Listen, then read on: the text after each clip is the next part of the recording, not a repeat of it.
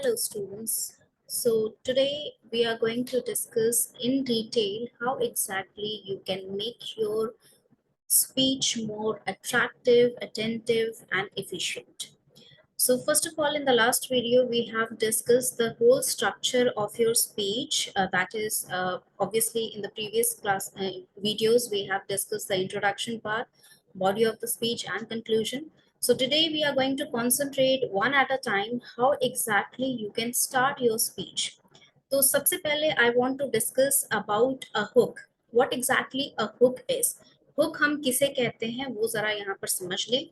A hook is a presentation opening tactic that immediately captures your audience's imagination.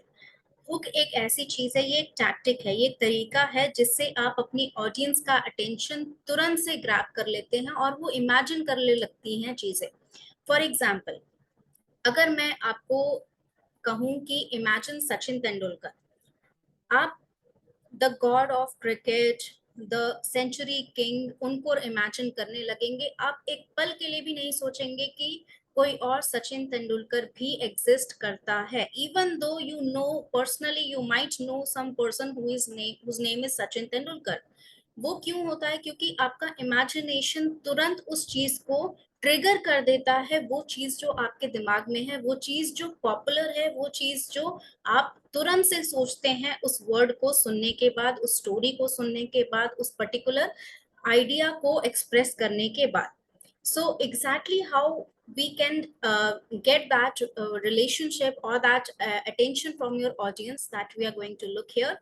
So a good hook is brief, catchy, well rehearsed and pertinent to your topic. Here we have four aspects, that is brief, catchy, well rehearsed and pertinent to your topic. Brief का मतलब एकदम छोटा होना चाहिए. ऐसा नहीं कि आप इंट्रोड्यूस करने में या उसका हुक बनाने में ही पूरा प्रेजेंटेशन का टाइम ड्यूरेशन ले रहे हैं, इतना लंबा चला जा रहा है कि लोग अब खत्म होने का इंतजार कर रहे हैं, rather than listening to the story or to the jokes that you are telling. तो ब्रीफ रहना बहुत जरूरी है. अगर आप स्टोरी बता रहे हैं तो जैसे मैंने पिछले वीडियोस में बताया है, आपको खत्म करने की जरूरत नहीं है, स्टोरी को डी एंड करने का भी जरूरत नहीं है. You just need to express the idea that you have to extract for the material और the body parts of your speech. जो फैक्ट्स आप प्रूव करना चाहते हैं, जो आइडिया आप एक्सप्रेस करना चाहते हैं, उसके लिए जितना आपको चाहिए मटेरियल, उतना ही आप डालें अपने हुक में. Next is catchy. Catchy mean something that is very easy to grab. मतलब ऐसा नहीं कि लोगों को सुनने के बाद समझने की कोशिश करनी पड़े, उनको बेसिकली अपना माइंड लगाना पड़े ये समझने के लिए कि स्पीकर कहना क्या चाह रहा है. That does not help your audience to get attention. जब उन्हें दिमाग लगाने की जरूरत पड़ती है, they started thinking on their own, so they started thinking different topics on their own. वो उस टॉपिक के बारे में, उस आइडिया के बारे में नहीं सोचेंगे जो आप एक्सप्रेस करना चाहते हैं. You want them to not give that time duration to let them think about something else. तो आप जो थ्रेड उनको देना चाह रहे हैं, पकड़ाना चाह रहे हैं, वही थ्रेड पे हमें चलाना है. So it should be catchy, understandable, ready to get their trigger, वैसा होना चाहिए. Next is well rehearsed. Obviously आप ऐसा नहीं कि अपनी ही कहानी सुनाने में अटक रहे हैं, जो आप जो बोलना था, जिस टोन में बोलना था वो नहीं बोल पा रहे हैं, सो उसका मजा पूरा किरकिरा हो गया है. उस तरीके का नहीं होना चाहिए. It should be well rehearsed, like it has to be done in a way which can be imagined. अगर आप कोई जोक सुना रहे हैं कि एक बार मैं एक रेस्टोरेंट में गया, so the moment you start telling the story or the joke, the people should start imagining each and every word that you are saying. वो रेस्टोरेंट इमेजिन करें, वो एक बड़ा सा टेबल इमेजिन करे, वो एक वेटर इमेजिन करे, होस्टेस इमेजिन करे, वो आपको एक फॉर्मल ड्रेस में इमेजिन करे. all those things they need to start imagining that. And pertinent to your topic. Pertinent means something related and something that is valid to speak about related to the topic. मतलब आपको कुछ ऐसे अटपटा नहीं बोलना है जो ज्यादा ही controversial हो जाए या baseless हो जाए. So it should be something related to and appropriate to your topic. In brainstorming, examples of hooks avoid the dry and conventional.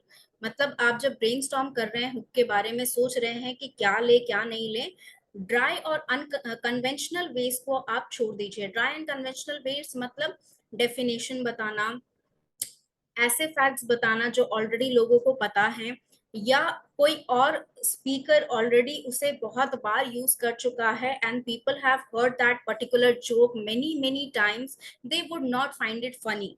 ठीक है, अगर वो बार बार एक ही जोक सुन रहे हैं, बहुत कम लोग होते हैं जो बार बार एक ही जोक सुन के, या बहुत कम तरह के ऐसे जोक होते हैं जो बार बार लोग सुनकर उस पर हंसेंगे। So you need to find something that will trigger them immediately rather than let them think, या उनको कुछ बोर होने लायक नहीं बताना है। So I'm taking the first example of story telling। तो स्टोरी टेलिंग का जो एग्जाम्पल मैंने जैसे कि पहले ही बताया था, स्टोरी आपकी कंप्लीट होना जरूरी नहीं है, आपके टॉपिक से रिलेटेड होना चाहिए। लेट्स से मेरा टॉपिक जो है वो वाटर पोल्यूशन है। इसका एग्जाम्पल मैंने क्लासेस में भी कई बार दिया है, तो मैं आप लोग को बताना चाहती हूँ। लेट्स से मैं एक एग्जाम्पल लेती हूँ, एक स्टोरी लेती हूँ। So imagine yourself going on a train, and beside the railway track, you saw a family living in a small hut and a pond full of algae, that is the green stuff on the surface of the water, and the parents are drawing water from there and letting their children drink that water.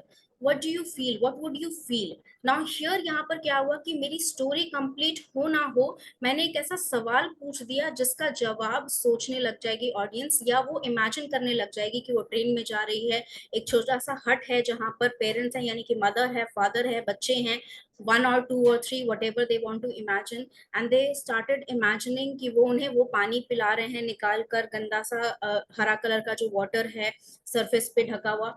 And they started imagining all those things, and they started imagining all the consequences of drinking that dirty water। वो imagine करने लगेंगे वो consequence जो उस पानी को पीने से उस बच्चे को होंगी, उसकी हेल्थ पे क्या असर पड़ेगा, पेरेंट्स की हेल्थ पे क्या असर पड़ेगा, छोटा बच्चा उसकी ग्रोथ पे, उसकी मेंटल ग्रोथ पे क्या असर पड़ेगा। all those things they start imagining which you want। that's how you are going to use that example to your facts. अब यहाँ पर क्या किया आपने, ये जो क्वेश्चन किया उसके बाद तुरंत से आप फैक्ट्स पे आ सकते हैं। जैसे आपने क्वेश्चन क्या किया, what you would you feel, तो आप तुरंत से यहाँ बोल दीजिए I would feel very bad because as per my knowledge and the researchers say that drinking dirty water does this to the children's body, और they do not let the child grow physically and mentally. इस तरह के जो भी data आप research करेंगे you can include that. अब यहाँ से कितना स्मूथ ट्रांजिशन हुआ है, आपकी ऑडियंस को बिल्कुल भी सोचने की जरूरत नहीं पड़ी। They just keep imagining what you are saying and they go ahead and do exactly what you want, paying attention to your speech। Okay, so we are going to give more examples and that in the next video. Please keep in touch. Thank you so much.